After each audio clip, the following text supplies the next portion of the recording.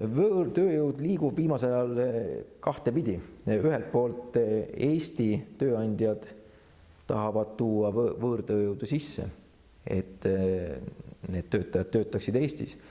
Teiselt poolt mitmed Eesti ettevõtted palkavad töötajaid välisriikides. Arendavad oma tegevust ja laiendavad oma tegevust välisriikidesse ja ühtlasi ka palkavad sinna tööjõudu.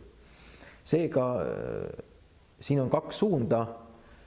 Kui töötajad tulevad välisriigist Eestisse tööle, siis on kindlasti olulised elamis- ja tööloa teemad, millega ka need Eesti tööandjad peavad kokku puutuma, kui nad need töötajad palkavad.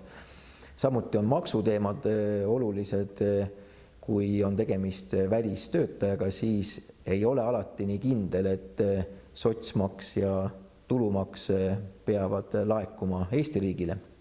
Seal on ka omad reeglid ja võimalused.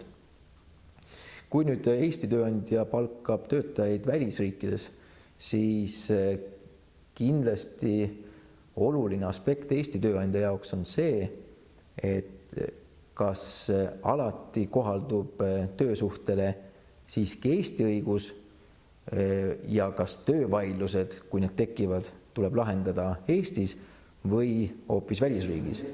Ja isegi kui töölepingus teatud tingimustes kokku leppida, ei tarvitse need veel olla lõplikud, sest õigusaktid seavad veel omad reeglid, mis loovad näiteks töötajale täiendavad võimalused siis kohtusse pöördumiseks ka teistes riikides. See võib üllatusi tekitada ja kindlasti ka Eesti tööandja jaoks võib olla üsna erinev olukord, kui ta on seni lootnud ja eeldanud, et kui töövaidlus tuleb töötaja temaga Eestisse või Tallinnasse vaidlema, aga nüüd ühel päeval leiab ta ennast Portugali kohtust või mõne muu riigi kohtust ja peab vaidlema seal selle töövaidluse.